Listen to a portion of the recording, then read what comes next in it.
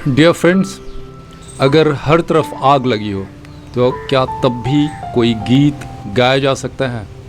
जब दुनिया अंधेरे में डूबी हो तो क्या तब भी कोई कैनवास रंगा जा सकता है? हाँ, जवाब है ज़रूर, और अब पहले से ज़्यादा ज़रूरी है, क्योंकि जब सब कुछ टूट रहा हो तभी तो हमें कुछ बनाने की सबसे ज़्यादा ज़रूरत होती है।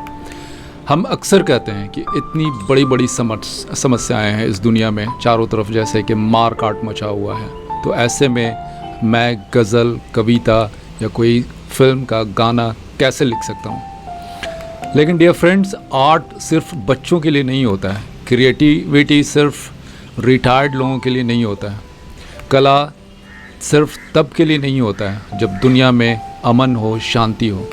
कला की ज़रूरत हर पल है, जब दिल भारी हो, जब दिमाग थक गया हो, जब खबरें डराएं और भविष्य धुंधला लगे, तब इनफैक्ट कला की ज़रूरत सबसे ज़्यादा ज़रूरी होती है। हर इंसान के भीतर डियर फ्रेंड्स एक आर्टिस्ट है, और आज के दौर में उसे बाहर लाना पहले के टाइम से ज़्यादा ज़रूरी है।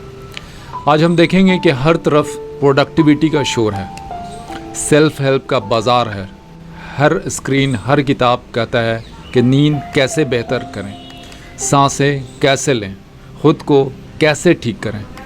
लेकिन यह कोई नहीं कहता कि एक कहानी लिखो, एक गीत बनाओ, एक कविता लिखो, कुछ रंग भरो इस खाली कैनवास पर। क्यों? एक रिसर्च में यह बताया गया कि लोगों ने सिर्फ 45 मिनट तक कुछ बनाया। किसी ने ड्राइंग की, किसी ने मिट्टी से खेला, किसी ने ऊन से कपड़ा बुना और किसी ने गुनगुना लिया। बस 45 मिनट। और फिर क्या हुआ?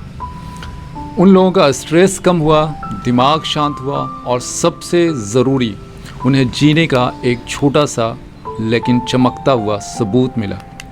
आर्ट सिर्फ सुंदर चीज़ों को बनाने का काम नहीं है। कला एक सवाल है, एक जवाब है, एक रास्ता है टूटे हुए दिलों को जोड़ने का। तो सोचिए, अगर हम सिर्फ दिन में 20 मिनट कुछ बनाएं, ड्राइंग करें, 20 मिनट सिर्फ पेन से खेलें, कोई धुन गुनगुनाएं या रंगों से कुछ कहने की कोशिश करें, तो क्या हम थोड़ा और बेहतर, थोड़ा और ज़िंदा महसूस नहीं करेंगे?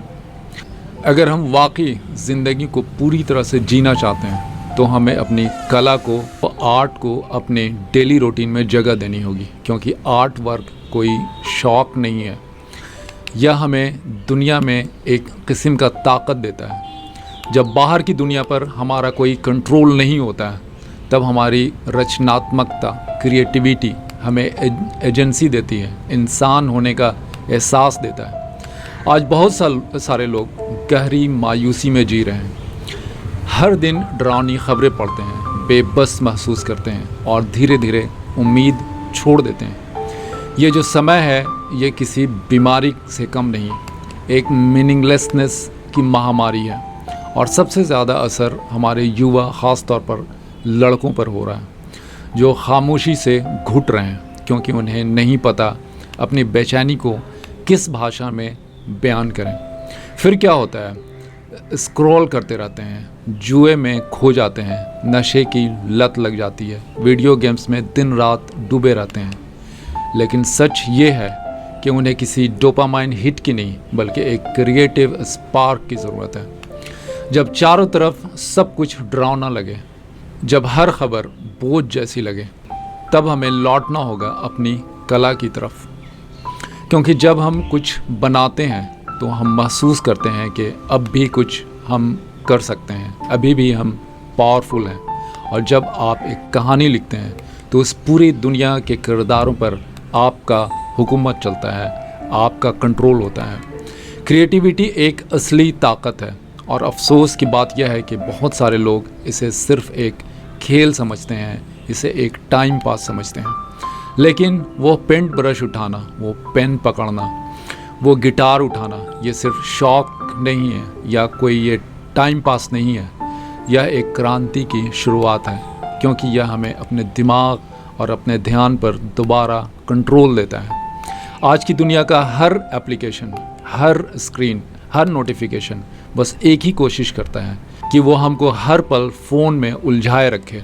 ऐसे दौर में कविता लिखना, फिल्म का गाना लिखना, कोई धुन बनाना, कोई स्केच तैयार करना, ये सिर्फ अच्छा काम नहीं है, यह एक क्रांतिकारी कदम है। अगर सोचिए कि आप रोज़ सिर्फ 3 घंटे फ़ोन पर बिताते हैं तो 15 साल की उम्र से लेकर 80 साल तक आप ज़िंदगी के पूरे 30 साल स्क्रीन पर बर्बाद करते हैं। अब वक्त है उसे वापस लेने का। वो वक्त अपनी कला को दीजिए, आर्ट को दीजिए, पेंटिंग को दीजिए, गाना को दीजिए, गज़ल को दीजिए, किताब पढ़ने को दीजिए, क्योंकि हम सिर्फ कंज्यूमर बन के रह गए हैं। हमें फिर से क्रिएटर बनना होगा, हमें इंसान बनना होगा। आपके पास देने को बहुत कुछ है। अपना वो 30 साल मार्क ज़करबर्ग को देने के बजाय अपने अंदर के कलाकार को दें। राइटिंग करें, फिल्म बनाएं, वीडियो बनाएं। कला एक शौक़ नहीं है, कला एक एक्टिविज़म है। जब हम किसी किताब से, किसी पेंटिंग से या किसी कहानी से जुड़ते हैं, हम भीतर से बदल जाते हैं। हमारा एक नया निर्माण होता है।